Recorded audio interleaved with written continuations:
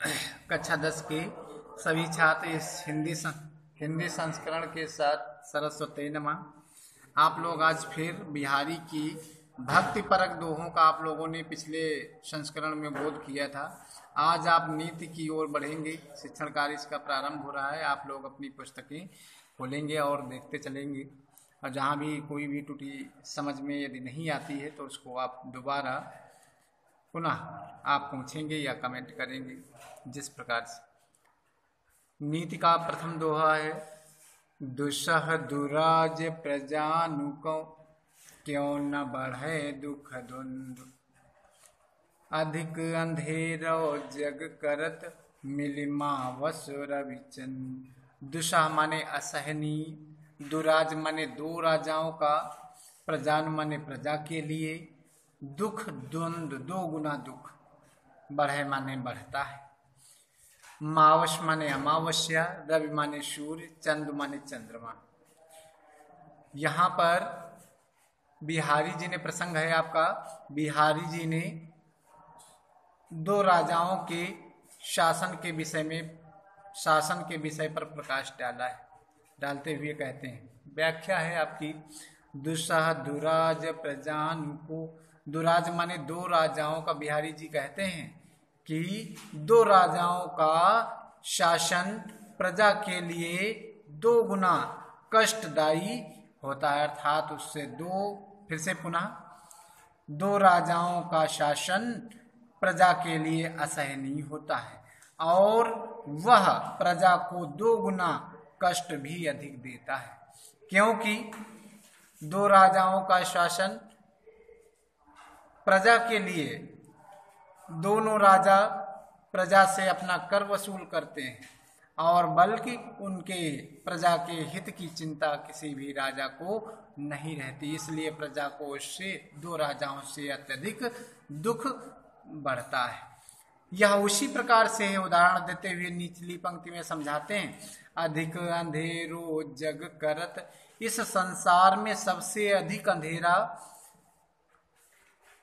अमावस्या की रात्रि को होता है, क्योंकि इस समय पर सूर्य और चंद्रमा दोनों एक ही राशि पर मिलकर इस संसार में अत्यधिक सबसे अधिक अंधेरा करते हैं।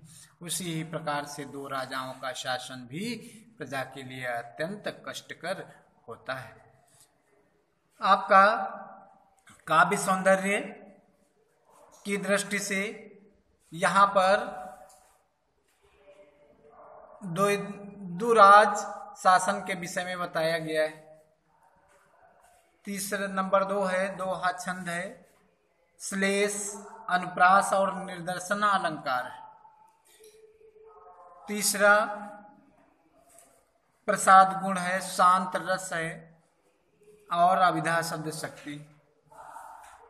अगले पद की ओर बढ़ते हैं, बस है बुराई जा सुतन ताही कोशन मान, भलो भलो कही छोड़िए कोटे ग्रह जपदान। क्योंकि यहाँ बुरे लोगों के विषय में प्रकाश डाला, क्योंकि बुरे लोगों का इस संसार में सम्मान होता है, इस पर क्यों सम्मान होता है, इस पर प्रकाश डाला गया है।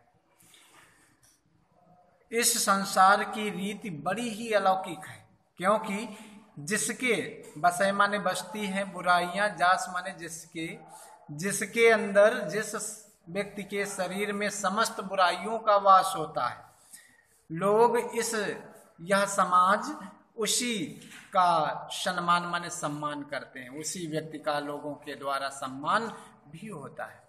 जिस व्यक्ति के शरीर में समस्त बुराइयों का वास होता है, इस समाज के लोगों के द्वारा उसी का सम्मान किया जाता है। किस प्रकार से? क्योंकि अच्छे लोगों के विषय में, अच्छे लोग को भला भला कहकर सब, निचली पंक्ति में भलो भलो कही छोड़िए, क्योंकि बिहारी जी का कहना है, क्योंकि सज्जन व्यक्ति को व्यक्ति भला भला कहकर छोड़ देते हैं, क्योंकि वह किसी भी उनसे शत्रुता भी अच्छी होने के कारण वो कोई भी बुरा कार्य, क्योंकि वो समाज में कोई भी बुरा कार्य नहीं करते, इसलिए उनको भला भला कहकर छोड़ देते हैं। उसी प्रकार से क्योंकि छोटे ग्रह जप दान, जिस प्रकार से खोटे, खोटे माने बुरे, अनिष्टकारी, अनिष्ट करने वाले ग्रह जैसे शनि और भौम आदि ग्रहों को लोग जाप दान इत्यादि क्रिया के द्वारा शांत करते हैं, और बृहस्पति आदि ग्रहों को सीधा साधा जान करके उनकी कोई पूजा पाठ आराधना नहीं करता। उसी प्रकार से बुरे लोगों के का इस समाज के द्वारा सम्मान अवश्य होता है। आपका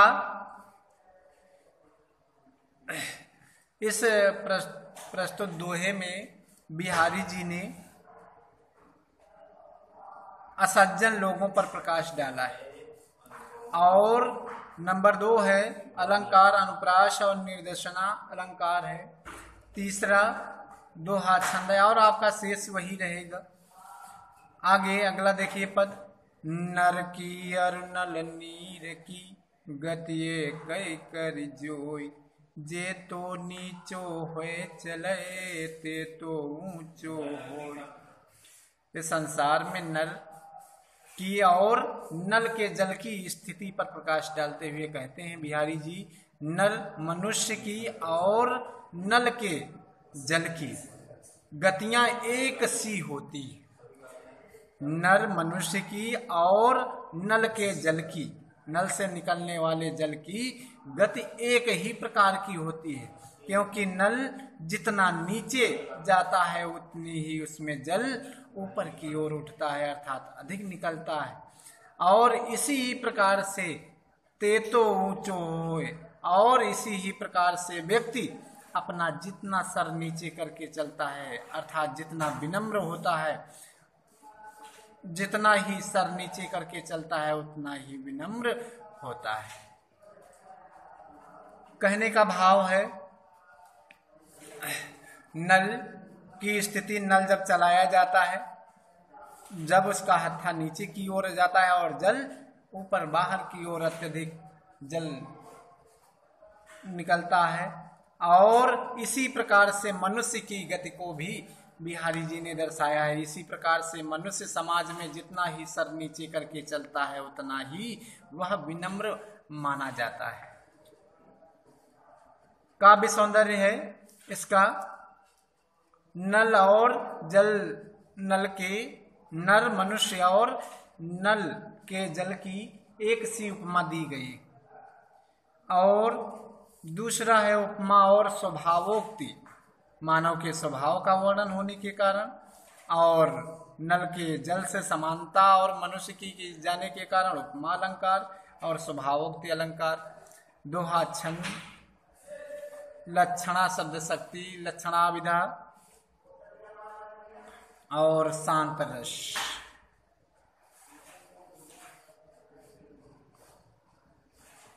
अगला है बढ़त बढ़त संपत्ति सलिल, मनुष्य रोज बढ़ जाए, घटत घटत सुफि फिर ना घटे, बर समूल को मिलाए।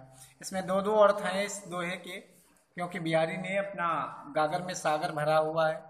प्रत्येक दोहे से दो दो अर्थ निकल सकते हैं, और इसमें तो दो ही हैं।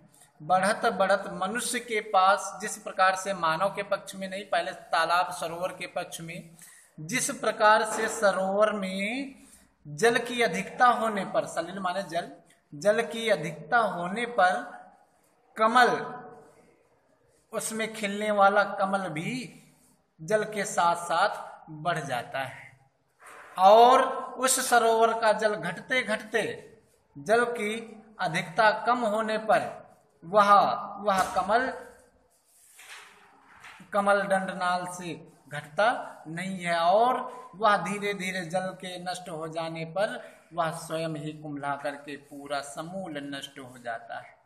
उसी ही प्रकार से जब मनुष्य के पास संपत्ति की अधिकता हो जाती, अर्थात धन दौलत इत्यादि बढ़ जाती है, तो उसके मन के विलास भी, ठाट बाट भी बढ़ जाते हैं।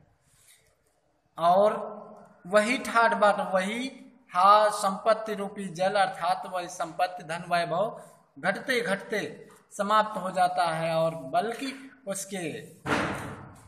उसके ठाट बाट अर्थात मन के विलासों में कोई भी अंतर नहीं आता है, क्योंकि वह समूल धन के नष्ट हो जाने पर मुरझा करके मृत्यु को प्राप्त करता है, और उसके ठाट बाट में कोई किसी भी प्रकार की कमी नहीं आती।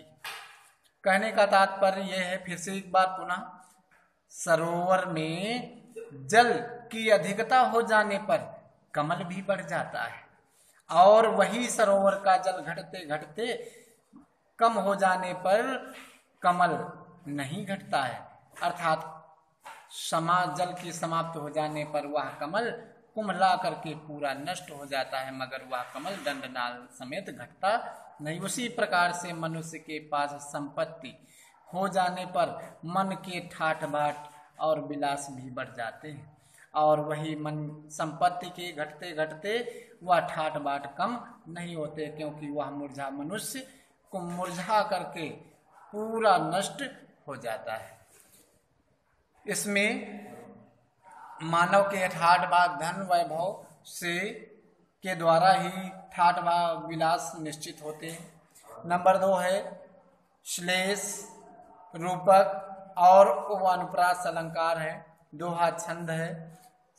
अभिधा और लक्षणा शब्द शक्ति है। बस इतना ही आज का। इन चारों जो जितने भी ये चारों पढ़ाए गए, जिनमें से आप लोग पहले और दूसरे वाले का संदर्भ, प्रसंग और व्याख्या तथा काव्य सौंदर्य समेत आप लोग 9वां और 10वीं वाले का गृह कार्य करेंगे। आपका यहीं तक, और कल आपके जो शेष 3 बचे हैं, ये वाला कार्य और लिखित रूप में जो कार्य दिया जाएगा, ये दोनों कार्य आपके कल करवाए जाएंगे। धन्यवाद।